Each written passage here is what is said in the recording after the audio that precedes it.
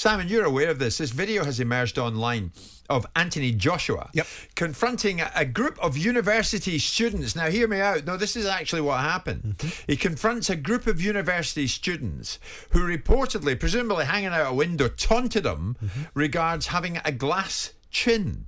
Now, here's the situation. What did Joshua do? Did it fall on deaf ears? No, it didn't. It enraged Joshua so much so that he got in front of them, confronted them with it, said, "What are you all on about?" Have a listen. This is what unfolded. Here's Joshua confronting the students. Remember you're running up, because when I bring people up here and I start cracking your glass jaws, none of you will like it. When your jaws start breaking, people start chasing you out of this uni, none of you will like it. Watch your mouth, because you don't know who you're talking to sometimes. I know, listen, all that public eyeball, I ain't into all that. So the students were taunting him about having a glass chin, probably in respect to the Andy Ruiz fight. And Joshua got in front of him, as you heard there, said, "Watch your mouth. Watch what can happen here." Now, many people might be surprised at that he took it so seriously and thought, "I'm not having that, and I'm going to confront them." What's your take on that?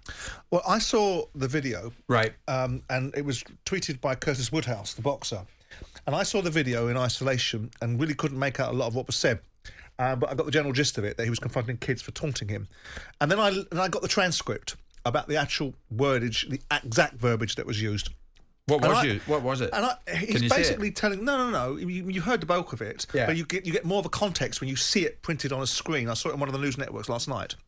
And also, ironically, his cousin was talking to Michelle last night. So the background to this is, I think he's absolutely right. I think that these kids in this society think they can say things on social media, run around doing precisely what they want, and they can replicate it in society. That's why you've got these silly sods running on football pitches and young kids hanging on crossbars and breaking football goals because they think they can do. Anthony Joshua gave them a life lesson, which is maybe the language about whatever particular word he used, BS, but he told these kids, run around, you can't say what you want to say to people. You can't just say these things and not be accountable for it. Can you imagine these little snot-gobbling kids taunting you out the window, and the heavyweight champion of the world stands in front of you, former heavyweight champion of the world, and says, "Hold on a second, you're going to say this to the wrong person one day, and that person is going to show you what a glass jaw looks like." This is Anthony. Why does he get himself drawn into it? Because, well, why shouldn't he? Well, look at what we suffer every single day. For those who don't know, and I'll tell you what, there's a lot of very complimentary messages to Simon and myself. There's the odd... So I couldn't care less. Do one, and they wouldn't have the balls to walk up to you in the street and say it. I don't go offering myself out to everybody. He didn't. He went into a situation and he confronted with these kids and made them accountable and have a bit of respect. Have a bit of respect. This society that we live in is based upon no respect. That's why you're seeing pitch invasions. That's why you're seeing 16-year-old kids running around doing precisely what they think they can do. And there's some old guys on the pitch as well, incidentally. And they were setting an example that no one should follow. But let's look at the younger people and look at their attitude towards things. I'm all for young people expressing themselves. I have a young daughter. I want her to have the best life she can have. But I'm also for respect in society, and respect is something you earn. I agree. Whatever I think of Anthony Joshua as a legitimate heavyweight champion of the world, he's entitled to respect. He's not entitled to some snot-gobbling little 17-year-old kid shouting out the window, glass jaw, and then Anthony goes up to him, and I genuinely believe my first reaction was, oh, I don't know about that. My second reaction, when I bothered to look at it and actually go into the depth of it, was, actually, I'll make you right. Is he entitled to respect? I think he's earned the right to have respect. I think he's been an incredible leading light in British boxing. However I view him as a fighter, he's won the heavyweight championship of the world twice. Social media is one world.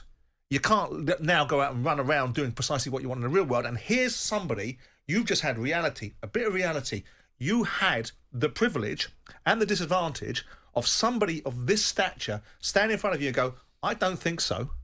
Now, maybe those kids will have learned something in that environment so that when they think about running on a football pitch or when they think about doing something that is against the societal expectation or reasonable behaviour, they might remember that particular situation where the heavyweight champion of the world said, "Watch what you're saying and who you think you're saying it to. You're not sitting in your mum's bedroom with your pants around your ankles being rude to people that are famous. You've got the real deal in front of you."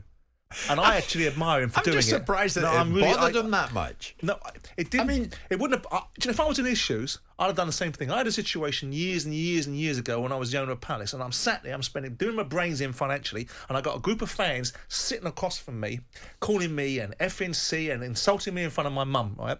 And the following week, I stood in their seats, no stewards, no big production, and I waited for these fans to come back in and said, "Got something to say to me?" Got something? Oh no, we didn't mean it. It was just we didn't mean it. You did mean it. Because you were saying these things to me. Now say it to me. I'm here right in front of you. No security guards, no stewards. I'm here saying the same things. Oh, we didn't mean it. Now, I'm not suggesting it's the same thing, but I do believe that some people need to be confronted and they gain more from it. And there's an accountability. And I admire him for doing it because the backlash to this is some people, some snowflakes and some Herberts are going to use it to bring Anthony Joshua down, and that's not right in this instance, in my view. So what about Anthony Joshua? You heard Simon there, no uncertain terms, well done Joshua. Should he be criticised for his reaction by confronting them face to face, or should he have just let it go? As many of us have had to do. You've had to let it go. It's hardly a day goes by I don't walk through Waterloo Station and I'm abused. When I get some of these Man City fans or Newcastle fans piling into me on social media, I'd love them to phone in. And you've seen me say, well, phone in, come and say to my face, or come in and say to my face. Okay. So if I had the opportunity, as Joshua had done, I'd take it too. You take it. All right. Was Joshua, did he do the right thing when he confronted the snowflakes / Herberts? 03717 223344. Mouthy little nitwits is what they are. There you go. 81089. Jim White and Simon Jordan. Monday to Friday mornings from 10 on AM, on DAB, via the talkSPORT app and on your smart speaker. talkSPORT.